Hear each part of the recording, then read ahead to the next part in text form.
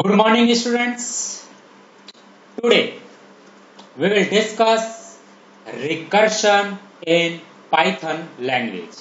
Really outstanding topic. बहुत ज़्यादा important topic आज मैं आपके साथ डिस्कस करने जा रहा हूँ, जिसे हम कहते हैं recursion. We know that in Python language a function can call other function. But अगर कोई फंक्शन खुद अपने आप को ही कॉल करने लग जाए, जैसे कि मान लीजिए कोई फंक्शन है, वो किसी दूसरे फंक्शन को कॉल कर सकता है. A function can call other function, but if a function call itself multiple times और if a function call itself multiple times or if a given number of times, then this type of construct are termed as recursive function. recursive function का मतलब क्या होता है?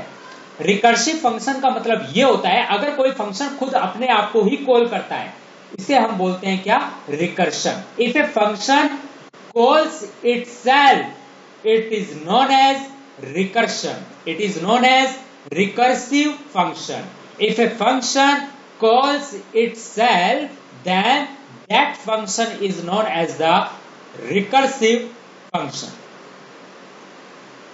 Dear students, mathematics में आपने एक topic पढ़ा होगा फैक्टोरियल. सपोज अगर मैं आपसे ये पूछता हूं कि 5 का फैक्टोरियल किस तरह से कैलकुलेट करते हैं, तो आप कहोगे sir factorial of 5 is equal to 5 into 4 into 3 into 2 into 1. इस तरीके से हम 5 का फैक्टोरियल कैलकुलेट करते हैं. अगर 7 का फैक्टोरियल कैलकुलेट करना है तो 7 into 6 into 5 into 4 into 3 into 2 into 1. इस तरीके से हम किसी भी नंबर का हम फैक्टोरियल कंप्यूट कर सकते हैं. लेकिन कंप्यूटर लैंग्वेज पाइथन में हमें अगर किसी भी नंबर का फैक्टोरियल कंप्यूट करना है तो उसके लिए हम रिकर्सन का यूज करके बहुत ही इजी तरीके से हम किसी भी नंबर का फैक्टोरियल कंप्यूट कर सकते हैं. Recursion haves to find to compute the factorial of any number. Okay, लेकिन इसमें हमें एक बाउंड्री कंडीशन रखनी पड़ेगी. बाउंड्री कंडीशन क्या है कि factorial of 1 is equal to 1. This is known as the limiting case और बाउंड्री केस. पहले तो आपको ये चीज ध्यान रखनी है कि while you are going to compute the factorial of any number in Python language, first of all you have to decide the boundary case, and in the case of the factorial, the boundary case you have to set that factorial of 1 is equal to 1. okay, now अब कोई भी अगर आपके पास number है जिसका आपको factorial compute करना है, जैसे सपोज फैक्टोरियल ऑफ n क्या होगा? आप फैक्टोरियल ऑफ n अगर आपको कंप्यूट करना है तो आप कैसे निकालेंगे? n into n minus 1 into n minus 2 into n minus 3 into n minus 4 dash dash dash dash up to 1.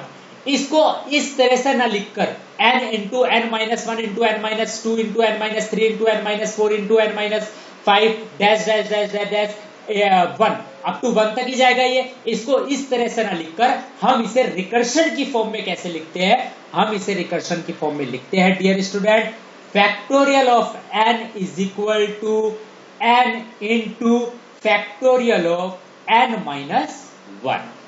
It is called recursion. It is called recursion. तो कहने का मतलब मेरा ये है कि किसी भी नंबर का अगर आपको फैक्टोरियल कंप्यूट करना है तो डियर स्टूडेंट यहां पर फैक्टोरियल एक फंक्शन है. फैक्टोरियल क्या है? एक फंक्शन. ये क्या आर्गुमेंट ले रहा है? n आर्गुमेंट ले रहा है. That means it takes a parameter n. n में भी 2 3 4 5 6 7 8 9 10 अप टू सो ऑन, जिस भी नंबर का आपको फैक्टोरियल कंप्यूट करना है. ठीक है, अब आपको फैक्टोरियल निकालना है किसी भी नंबर का, तो डेफिनेटली जो फैक्टोरियल वाला फंक्शन है उसको आप क्या पास करोगे? कोई भी आर्गुमेंट पास करोगे. तो it computes the factorial like as n into factorial of n minus 1. तो दैट मींस कि फैक्टोरियल वाला फंक्शन खुद अपने आप को ही कॉल कर रहा है. Factorial function call itself with a slightly change variable with a slightly change number. आप देख सकते हैं अगर आपको 5 का फैक्टोरियल कैलकुलेट करना है तो आप किस तरह से करेंगे, फैक्टोरियल ऑफ 5, यहां पर आप देखिए मेरा कर्सर जहां पर मूव कर रहा है, factorial of 5 is equal to 5 into factorial of 4। That means factorial function is called with a slightly changed number which is 4। Again अगर आपको मान लीजिए 3 का फैक्टोरियल कैलकुलेट करना है तो factorial of 3 is equal to 3 into factorial of 2। तो factorial function call itself with a slightly change number. ठीक है, अंडरस्टैंडिंग के लिए वही बात आती है, प्रैक्टिकल आपका माइंड आपकी जो थियोरेटिकल कंसेप्ट है वो आपका अच्छे तरह से क्लियर करेगा।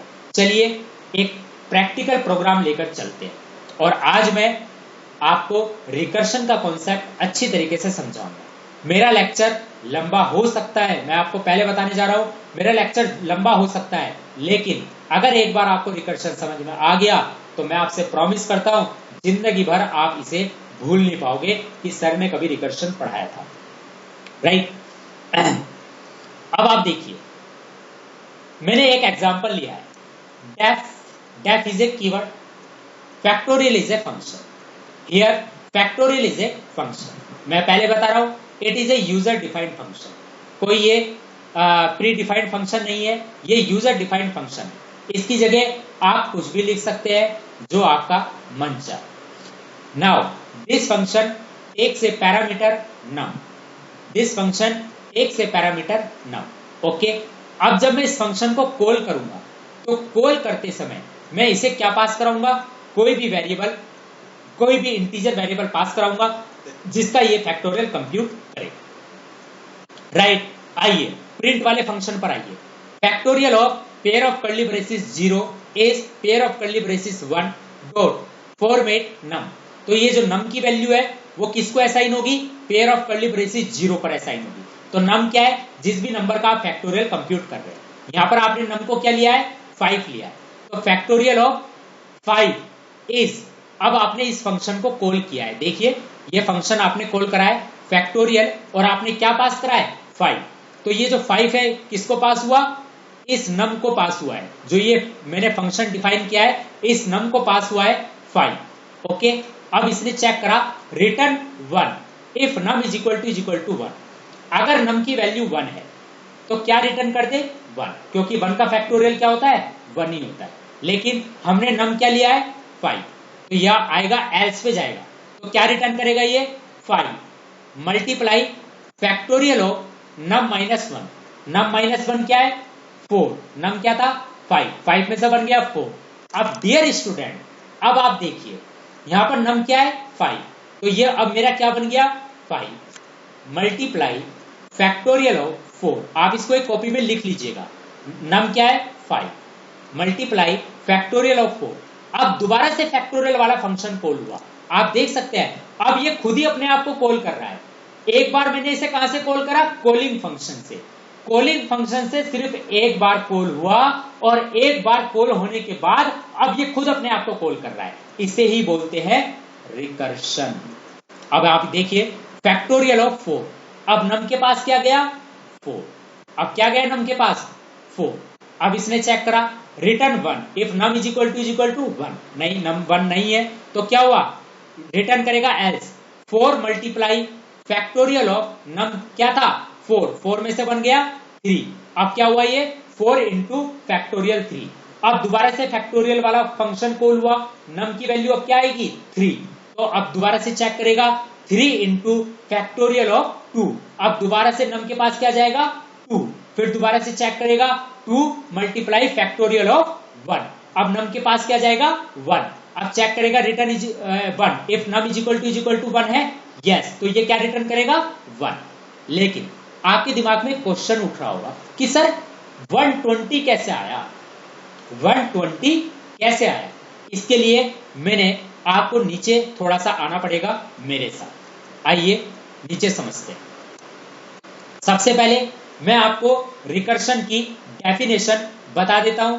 रिकर्शन मतलब when a function calls itself then it is known as recursion. Okay, recursion के लिए सबसे पहले आपके पास जो पहली प्राइमरी कंडीशन होनी चाहिए वो है लिमिट केस और बाउंड्री केस। बाउंड्री केस मैंने बता रखा है, जैसे फैक्टोरियल निकालना है आपको, किसी भी नंबर का आपको फैक्टोरियल निकालना है, सपोज वो नंबर n है और आपको उसका फैक्टोरियल निकालना है, तो डेफिनेटली जब आप फैक्टोरियल कंप्यूट करेंगे तो आप निकालते निकालते 1 तक जाएंगे, तो आपको पता होना चाहिए कि 1 का फैक्टोरियल क्या होता है, 1 होता है। तो इसे ही बोलते हैं हम बाउंड्री केस और लिमिट केस। तो डियर स्टूडेंट, अब यहां पर मैंने अच्छी तरीके से समझा रखा है। Definition, factorial of 1 is equal to 1। पहली बात तो ये कि रिकर्शन के लिए जो 2 इंपॉर्टेंट कंडीशन है वो क्या है कि factorial of 1 is equal to 1, पहली कंडीशन, जिसे हम बोलते हैं बाउंड्री केस। तो first primary boundary condition to compute recursion is factorial. In the case of the factorial is factorial of 1 equal to 1। ये आपको पता होना चाहिए और ये आपको सेट करना पड़ेगा। जैसे ऊपर वाले एग्जाम्पल में आप देख रहे होंगे, मैंने लिख रखा है if num is equal to 1, तो क्या रिटर्न कर दे, 1 कर दे। तो मैंने वहां पर बाउंड्री केस स्पेसिफाई कर दिया है। मैंने क्या बाउंड्री केस स्पेसिफाई किया है, मैंने ये बाउंड्री केस स्पेसिफाई किया है कि if num is equal to 1 तो रिटर्न 1। तो this is called boundary case. Okay, और अगर पहला कंडीशन है ये बाउंड्री केस है, ये आपको सेट करना पड़ेगा। ओके, अब रिकर्शन के केस में second, factorial of n is equal to n into factorial of n minus 1। Factorial of n is equal to n into factorial of n minus 1। तो here what we are doing, we are going to compute the factorial of a number by calling same function multiple times. By calling same function multiple times depends on the condition, कि हमने कौन सा number पास कर रखा है। तो आप देख रहे हैं यहाँ पर फैक्टोरियल ऑफ n, यहाँ पर factorial of n is equal to n into factorial of n minus 1। तो ये factorial of n minus 1, it again calls the function factorial. Factorial of n minus 1 again call the function factorial with a slightly changed number. This is called the recursion. अगर यही मुझे, तो ये definition है recursion की। अगर अब आप देखिए factorial of n equal to, नीचे आइए जहां मेरा कर्सर है, factorial of n equal to n multiply n minus 1 multiply n minus 2 multiply n minus 3 multiply n minus 4 multiply n minus 5 multiply n minus 6 up to कहां तक जाएगा, 5 into 4 into 3 into 1 जाएगा। तो this is known as the non recursive definition. This is non recursive definition. अगर मुझे किसी भी number का फैक्टोरियल विदाउट रिकर्शन कैलकुलेट करना हो, कंप्यूट करना हो, तो डियर स्टूडेंट मुझे वहां पर फॉर लूप का यूज करना पड़ेगा। लेकिन थोड़ा मेरा प्रोग्राम कॉम्प्लेक्स हो जाएगा, कॉम्प्लेक्सिटी उसकी बढ़ जाएगी। लेकिन अगर मैं प्रोग्राम को मोर एलिगेंट बनाना चाहता हूं, इफेक्टिव बनाना चाहता हूं, तो recursion is the best concept. वहां पर क्या होगा, रिकर्शन के केस में क्या होगा, सिर्फ आपको एक लाइन का कोड लिखना है, फंक्शन बार बार अपने आप को कॉल करेगा और कॉल करने के बाद किसी भी नंबर का फैक्टोरियल कंप्यूट कर आपको डिस्प्ले कर देगा। तो रिकर्शन के लिए मैं दोबारा आपको बता रहा हूं, 2 कंडीशन आपको याद रखनी है। पहला बाउंड्री केस आपको पता होना चाहिए, और number 2 factorial of n equal to n into factorial of n minus 1 आपको लिखना है। नॉन रिकर्सिव डेफिनेशन मैंने आपको नीचे लिख रखी है। नॉन रिकर्सिव डेफिनेशन के थ्रू अगर आप किसी भी नंबर का फैक्टोरियल कंप्यूट करेंगे तो डेफिनेटली वहां पर आपको आपका कोड की कॉम्प्लेक्सिटी बढ़ जाएगी। आपको फॉर लूप, बाई लूप का यूज करके आपको फैक्टोरियल कंप्यूट करना पड़ेगा। But I will not prefer that particular choice, I prefer recursion. I hope आपको ये चीज समझ में आ रही है। चलिए अब देखते हैं किस तरीके से रिकर्शन के थ्रू हम किसी भी नंबर का फैक्टोरियल कंप्यूट कर सकते हैं और इंटरनली क्या होता है इंटरनली रिकर्शन किस तरीके से वर्क करता है और इसका वर्किंग प्रोसीजर इंटरनली किस तरीके से होता है, किस तरीके से ये एक लाइन का कोड किसी भी नंबर का फैक्टोरियल कंप्यूट करता है, किस तरीके से ये एक लाइन का कोड बार बार अपने आप में कॉल कर बार बार फंक्शन को कॉल करता है और रिकर्शन का यूज करके किसी भी नंबर का फैक्टोरियल कंप्यूट करता है। तो डियर स्टूडेंट, चलिए मेरे साथ चलते हैं रिकर्शन की।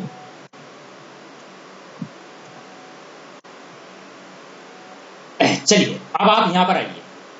सबसे पहले स्टेप बाय स्टेप आपको समझना है चीजों को, ठीक, तभी आपको ये चीज समझ में आएगी। ठीक, सबसे पहले आप यहां जाइए, num is equal to 5 function को थोड़ी देर के लिए भूल जाइए, क्योंकि पाइथन का इंटरप्रेटर सबसे पहले आपके कहां पर जाएगा, यहां पर जाएगा, प्रिंट वाले फंक्शन पे जाएगा। फंक्शन तो बाद में कॉल होगा, फंक्शन की कॉलिंग अभी नहीं होगी, फंक्शन की कॉलिंग तब होगी। सबसे पहले ये क्या करेगा, ये चेक करेगा num is equal to 5, num is equal to 5। Okay, आप एक कॉपी में साइड बाय साइड लिखते रहिएगा, जिससे कि आपकी अंडरस्टैंडिंग और डेवलप हो जाएगी। नहीं तो आपको मेरा लेक्चर फिर बार बार देखना पड़ेगा। अगर आप मेरे वर्ड्स को अच्छे से सुन रहे हैं तो आप एक कॉपी बनाइए, एक कॉपी अपने सामने रख लीजिए, कॉपी में आपको ये चीज बार बार लिखनी पड़ेगी, ठीक है, अदरवाइज आपको फिर मेरे लेक्चर को बार बार सुनना पड़ेगा। कॉन्सेप्ट आपका क्लियर हो जाएगा, पूरी कोशिश करूंगा, प्रॉमिस करता हूं अच्छे से समझो।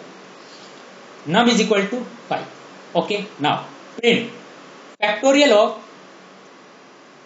पेयर ऑफ कर्ली ब्रेसिस के अंदर 0 है, इस पेयर ऑफ कर्ली ब्रेसिस के अंदर 1 है। डॉट फॉर्मेट, फॉर्मेट एक फंक्शन है, तो इसके अंदर जो पहला आर्ग्यूमेंट है वो क्या है, num, और num क्या है 5। तो इस num की वैल्यू कहां जाएगी, pair of curly braces of 0 के जो पेयर ऑफ कर्ली ब्रेसिस 0 है वहां पर रिप्लेस हो जाएगी num की वैल्यू, और num की वैल्यू क्या है 5, तो आएगा factorial of 5 is. Okay, clear है। अब आगे क्या होगा देखिए, अब ये फैक्टोरियल वाला फंक्शन कॉल होगा आपके सामने, ये फैक्टोरियल वाला जो फंक्शन है ये कॉल हुआ, num क्या है 5। आप इस num की जगह n भी ले सकते हैं, कोई दिक्कत नहीं है, यूजर डिफाइंड है, यूजर डिफाइंड वेरिएबल है। आप सोच रहे होंगे सर फैक्टोरियल के अंदर भी आपने num ले रखा है और कॉलिंग करते समय भी आप num ले रहे हैं। अगर आपको थोड़ा कंफ्यूजन हो तो आप num की जगह n ले लीजिए, x ले लीजिए, y ले लीजिए, जो आपका मन चाहे आप वो ले लीजिए, कोई फर्क नहीं पड़ता है, ठीक है। तो डियर स्टूडेंट, मैंने यहां पर num लिया 5, तो ये num 5 जो ये num की वैल्यू है, जो ये आर्ग्यूमेंट num है, इसकी वैल्यू जो 5 है ये असाइन होगी पैरामीटर num को, जो मैंने फंक्शन के अंदर डिफाइन कर रखा है। ओके, अब पाइथन का इंटरप्रेटर कहां पर आ गया, फंक्शन पर आ गया। अब फंक्शन की तरफ मूव करते हैं। Okay okay, now this factorial function is called with the value 5। Okay, तो ये फैक्टोरियल 5 वाला फंक्शन कॉल हुआ, आप देख सकते हैं। नाउ दिस फैक्टोरियल 5 वाला फंक्शन कॉल हुआ।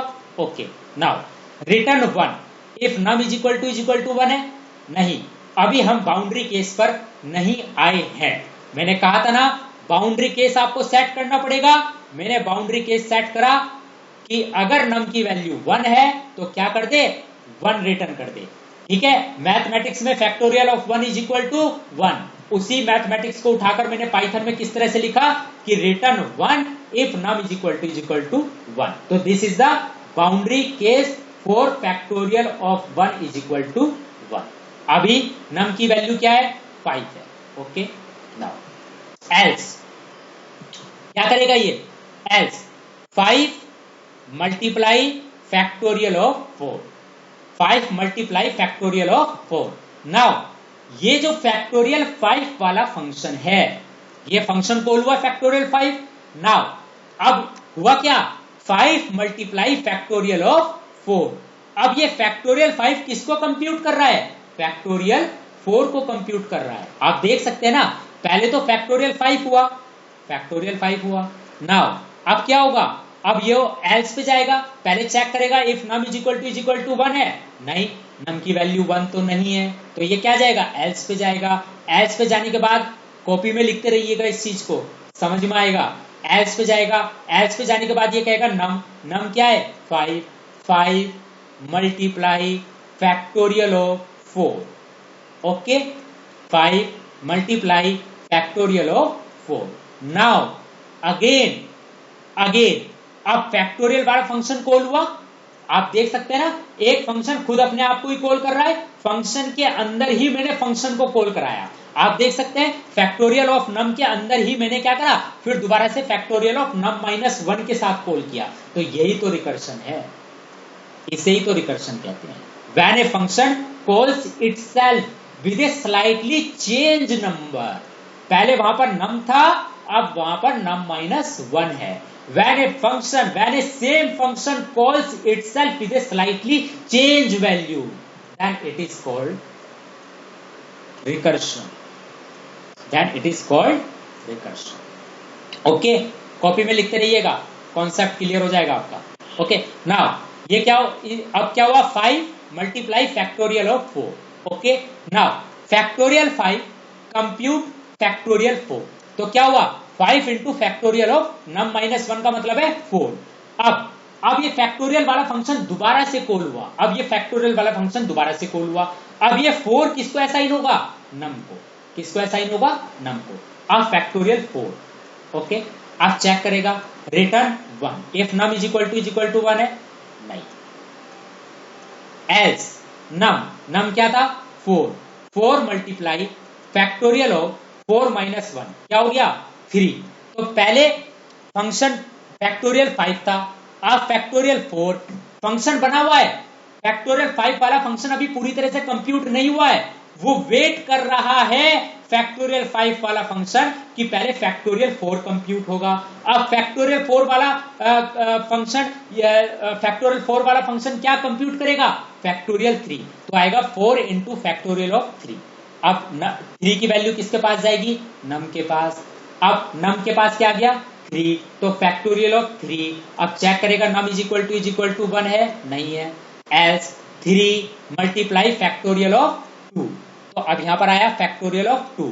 अब फैक्टोरियल ऑफ 2, अब इसमें आएगा 2 इंटू फैक्टोरियल ऑफ नम -1, तो ये नम के पास क्या जाएगा 1 जाएगा। इस तरीके से फिर चेक करेगा return 1 if num is equal to 1 है, यस। अब नम की वैल्यू क्या है 1। तो अब आप देखिए, सबसे पहले फैक्टोरियल 5 कॉल हुआ,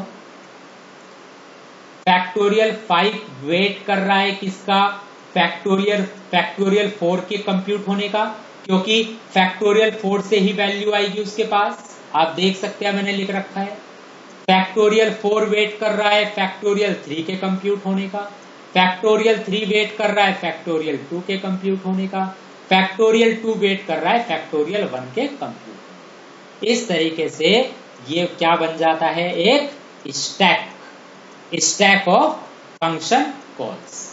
स्टैक क्या होता है, जैसे प्लेटें होती है ना, एक के ऊपर एक रखी होती है, एक प्लेट, दूसरी प्लेट, तीसरी प्लेट, चौथी प्लेट, पांचवी प्लेट, छठी प्लेट, सातवीं प्लेट, आठवीं प्लेट। तो इस तरह से जैसे एक प्लेटों का स्टैक होता है, ऐसे ही यहाँ पर स्टैक बन गया किसका, फंक्शन का स्टैक बन गया। सबसे ऊपर फंक्शन 4, उसके नीचे फंक्शन, सबसे ऊपर फंक्शन 5, फिर फंक्शन 4, फिर फंक्शन 3, फिर फंक्शन 2, फिर फंक्शन 1। फंक्शन 1 सबसे नीचे है, फंक्शन 5 सबसे ऊपर है।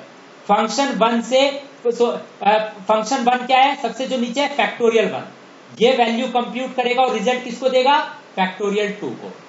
फैक्टोरियल 2 वैल्यू कंप्यूट करेगा, रिजल्ट देगा फैक्टोरियल 3 को। फैक्टोरियल 3 रिजल्ट देगा फैक्टोरियल 4 को। फैक्टोरियल 4 रिजल्ट देगा फैक्टोरियल 5 को, और फैक्टोरियल 5 रिजल्ट देगा जहां से उसकी कॉलिंग हुई थी, और उसकी कॉलिंग कहां से हुई थी, प्रिंट वाले फंक्शन से हुई थी, तो वो वहां पर जाकर अपना फाइनल रिजल्ट देगा। आई होप ये चीज आपको समझ में आ रही होगी। तो चलिए अब कैसे कंप्यूट होगा ये भी देखते हैं। सबसे ऊपर फंक्शन 5 है, उससे नीचे फंक्शन 4 है, उससे नीचे फंक्शन 3 है, उससे नीचे फंक्शन 2 है, और उससे नीचे फंक्शन 1 है। सबसे ऊपर factorial 5, factorial 4, factorial 3, factorial 2, factorial 1। अब सबसे नीचे फैक्टोरियल 1 है। अब फैक्टोरियल 1 क्या है, अब देखिए फैक्टोरियल 1 क्या है 1। मैंने यहां पर लिमिट सेट कर रखी है ना, return 1 if num is equal to 1। Factorial 1 num के पास क्या गया 1, रिटर्न क्या करा 1, if num is equal to 1 है, हाँ है। तो जो सबसे नीचे वाला फंक्शन है जिसका नाम है फैक्टोरियल 1, ये क्या रिटर्न करेगा 1। तो ये 1 किसको रिटर्न करेगा बच्चों, फैक्टोरियल 2 को, जहां से इसकी कॉल हुई थी। फैक्टोरियल 1 को, फैक्टोरियल 1 की कॉल, फैक्टोरियल 1 वाले फंक्शन की कॉल फैक्टोरियल 2 से हुई है। तो ये जो फैक्टोरियल 1 रिजल्ट देगा ये फैक्टोरियल 2 को देगा। तो इसने फैक्टोरियल 2 को क्या रिटर्न करा, इसने फैक्टोरियल 2 को रिटर्न करा 1। क्या रिटर्न करा 1। अब फैक्टोरियल 2, अब फैक्टोरियल 2 के पास क्या आया 1 आया। तो इसका अब इसका आउटपुट क्या आएगा 2 इंटू फैक्टोरियल 1, या ना नम क्या है भाई, फैक्टोरियल ऑफ 2 है। तो फैक्टोरियल ऑफ 2 का मतलब क्या है, यहां पर देखिए नम क्या है 2 इंटू फैक्टोरियल 1, 2 इंटू फैक्टोरियल 1। तो यहां से फैक्टोरियल ऑफ 2 का रिजल्ट क्या आएगा 2 इंटू फैक्टोरियल 1, क्या आया 2। तो ये रिजल्ट किसको रिटर्न करेगा फैक्टोरियल 3 को। तो इसने रिटर्न करा फैक्टोरियल 3 को। अब 3 का रिजल्ट क्या आया 3 इंटू फैक्टोरियल 2, 3 इंटू फैक्टोरियल 2, और फैक्टोरियल 2 से रिजल्ट क्या था 2, तो क्या हो गया 6। अब ये 6 रिजल्ट किसको रिटर्न करेगा फैक्टोरियल 4 को। अब फैक्टोरियल 4 क्या आएगा 4 इंटू फैक्टोरियल 3, और फैक्टोरियल ऑफ 3 से इसे क्या मिला 6, तो क्या आया 4 इंटू 6 24। तो ये 24 किसको रिटर्न करेगा फैक्टोरियल 5 को। तो फैक्टोरियल 5 क्या है 5 इंटू फैक्टोरियल 4, और फैक्टोरियल 4 से क्या आया 24। तो 5 इंटू 24 इज इक्वल टू 120। और फैक्टोरियल 5 किसको रिटर्न करेगा जहां से उसकी कॉल हुई थी। इसे ही क्या बोलते हैं बच्चों रिकर्शन। आई होप ये चीज आपको समझ में आ गई। ओके, ऊपर फैक्टोरियल 5, नीचे फैक्टोरियल 4, उसके नीचे फैक्टोरियल 3, उसके नीचे फैक्टोरियल 2, उसके नीचे फैक्टोरियल 1। फैक्टोरियल 1 क्या रिटर्न करेगा 1, किसको फैक्टोरियल 2 को। फैक्टोरियल 2 क्या रिटर्न करेगा 2 इंटू फैक्टोरियल 1। आप देख सकते हैं ना नम क्या है भाई फैक्टोरियल 2 है, तो नम क्या 2 क्या है फैक्टोरियल 2 है। तो इसका मतलब है फैक्टोरियल 2 का मतलब है 2 इंटू फैक्टोरियल 1। यहां देखिए मैंने स्पेसिफाई कर रखा है 2 इंटू फैक्टोरियल 1, और फैक्टोरियल 1 नीचे वाले से रिजल्ट आया 1, तो 2 इंटू 1 1, सॉरी 2 इंटू 1 2। तो ये रिटर्न करेगा वैल्यू 2 किसको फैक्टोरियल 3 को। अब फैक्टोरियल 3 का मतलब है 3 इंटू फैक्टोरियल 2, और फैक्टोरियल 2 से रिजल्ट आया 2, तो यहां से आ गया 6। अब ये 6 रिटर्न करेगा फैक्टोरियल 4 को। फैक्टोरियल 4 का मतलब है 4 इंटू नम क्या है 4, 4 इंटू फैक्टोरियल 3, और फैक्टोरियल 3 से वैल्यू आई 6, तो 4 इंटू 6 24। ये वैल्यू रिटर्न करेगा किसको फैक्टोरियल 5 को। और फैक्टोरियल 5 का मतलब है 5 इंटू फैक्टोरियल 4, और फैक्टोरियल 4 से वैल्यू क्या आई 24, तो 5 इंटू 24 इज इक्वल टू 120। और ये वैल्यू किसको रिटर्न करेगा जहां से इसकी कोड। ओके, चलिए एक बार इसको बना के देखिए।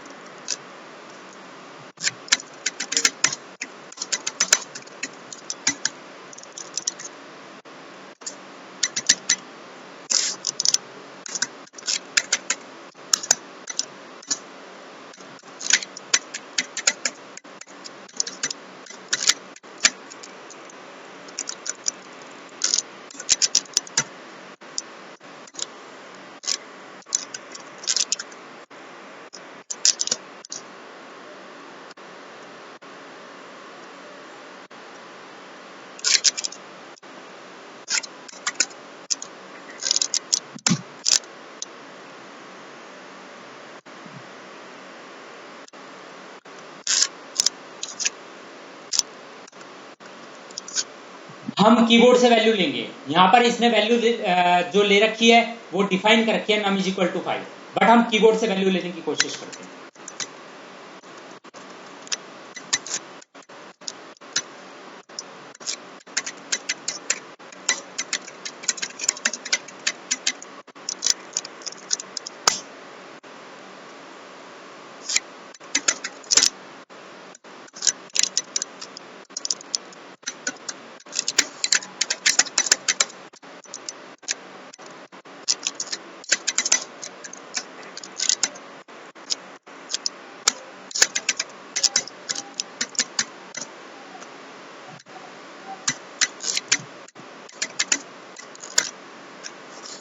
मैंने x लिया यहाँ पर वेरिएबल, मैंने एग्जाम्पल में नम ले रखा है लेकिन मैंने यहाँ पर x लिया आपको समझाने के लिए।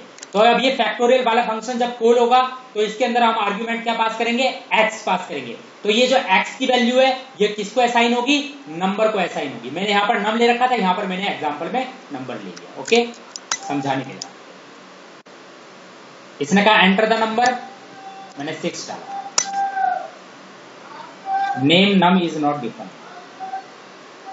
यहाँ पर x है, एंटर द नंबर 6।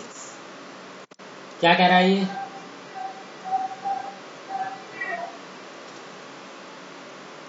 एक मिनट, फैक्टोरियल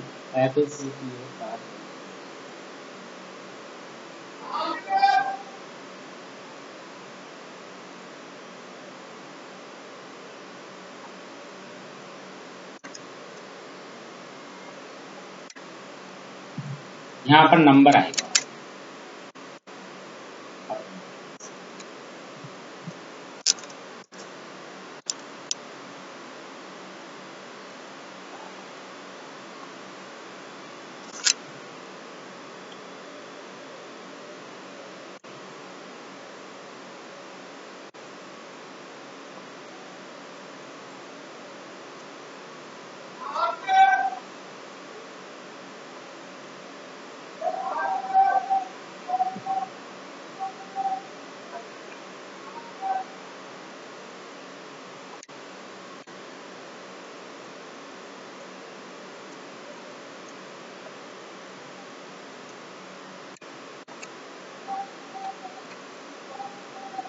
क्या वैल्यू दे रहा है ये, x is equal to int input enter the number,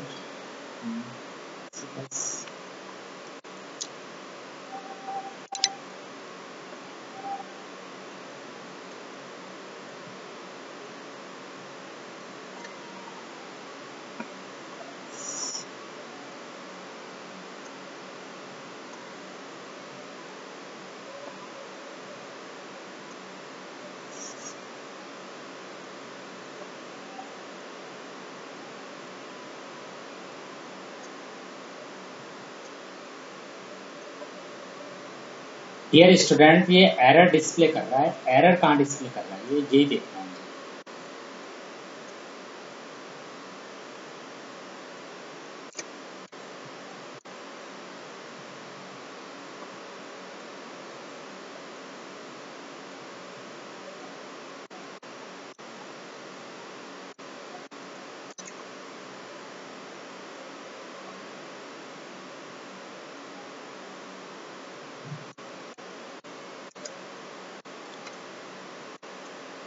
enter the number, इसने नंबर बोला, 5 डाला मैंने।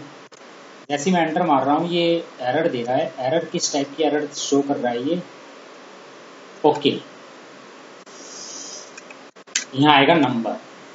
अब सही है, enter the number 6, factorial of 6 is 720। वो थोड़ा सा मैंने वेरिएबल थोड़ा चेंज लिए थे इसलिए थोड़ा एरर आ गई थी। यहाँ पर मैंने नंबर लिया है तो मैंने यहाँ पर चेक करा, if return 1 if number is equal to 1 else number आएगा। यहाँ पर मैंने नम ले रखा था, number multiply factorial of number -1। I hope अब आपको ये चीज समझ में आ गई होगी। तो आप देख सकते हैं 6 का फैक्टोरियल क्या आया, 6 into 5 into 4 into 3 into 2 into 1। तो इस तरीके से हम रिकर्शन का यूज करके, आप देख सकते हैं मैंने एक लाइन का कोड लिखा, सिर्फ एक लाइन का, ये देखिए सिर्फ एक लाइन का कोड लिखा मैंने, और एक लाइन के कोड ने मेरा किसी भी नंबर का फैक्टोरियल कंप्यूट कर दिया। कैसे, इंटरनली इसने किस तरह से वर्क किया। मेन इंपॉर्टेंट जो क्वेश्चन दिमाग में उठना चाहिए कि इंटरनली इसने किस तरीके से वर्क किया। तो डियर स्टूडेंट इंटरनली इसने इस तरीके से वर्क किया, ये देखिए स्टैक बन गया एक।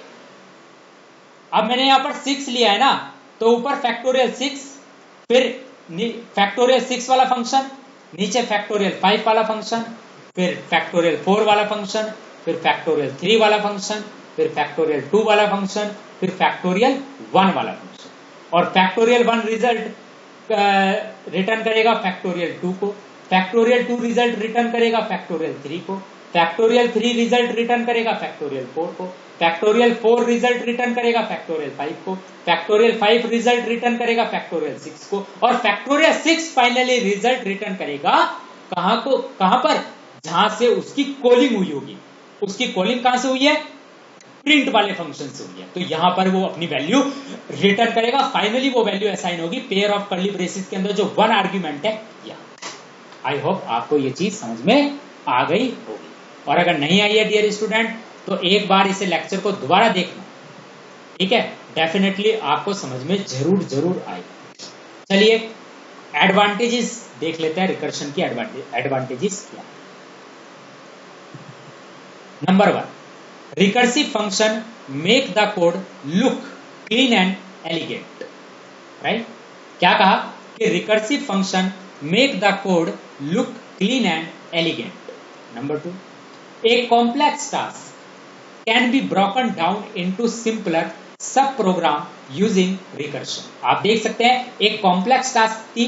अदरवाइज एक बात मैं आपको बताना चाहता हूं, अगर मैं इसे रिकर्शन से ना करता तो फिर मुझे इसे बाय यूजिंग फॉर लूप और बाय लूप से करना पड़ता और वो थोड़ा कॉम्प्लिकेटेड हो जाता मेरे लिए। रिकर्शन का यूज करके तो एक लाइन में ये वैल्यूएट हो गया, वो बात अलग है। इंटरनली इसको अपने आप में वर्क करना पड़ा, कॉल करना पड़ा, स्टैक बन गया फंक्शन का, बार बार फंक्शन का स्टैक बना और फिर फंक्शन ने खुद में वैल्यू कंप्यूट करी, कंप्यूट करने के बाद फाइनली जो है रिजल्ट आया। लेकिन अगर मुझे बाय चांस अगर विदाउट रिकर्शन इसे करना पड़ता तो थोड़ा मेरा ये कॉम्प्लिकेटेड टास्क हो जाता।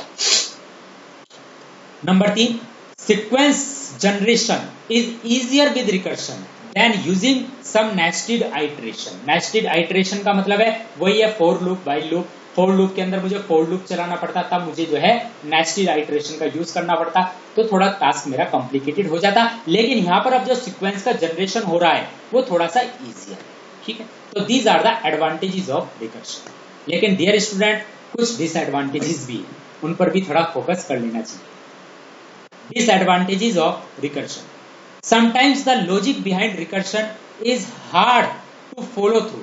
आप देख सकते हैं, मैंने आपको बताया, आप देख सकते हैं कि लॉजिक किस तरीके से कॉम्प्लिकेटेड है, कि किस तरीके से फंक्शन 1 ने अपना रिजल्ट कंप्यूट करा, फिर फंक्शन 2 को दिया, फंक्शन 2 ने फंक्शन 3 को, फंक्शन 3 ने फंक्शन 4 को, फंक्शन 4 ने फंक्शन 5 को, similarly function 5 to function 6 and so on. और फाइनली जो है किस तरीके से वैल्यू कंप्यूट हो रही है इंटरनली, किस तरीके से जो है पहले हमने फंक्शन को कॉल किया, कॉल करने के बाद फंक्शन ने अपने आप को खुद कॉल करना शुरू किया, इंटरनली फंक्शन ने अपने आप को कॉल करना शुरू किया, वैल्यू कंप्यूट करनी शुरू की। तो थोड़ा सा जो लॉजिक है, जो पीछे का लॉजिक है, थोड़ा सा हार्ड है, ठीक है, समझना उसको थोड़ा सा कॉम्प्लिकेटेड है। This is the little disadvantage of recursion. Number 2, recursive calls are expensive.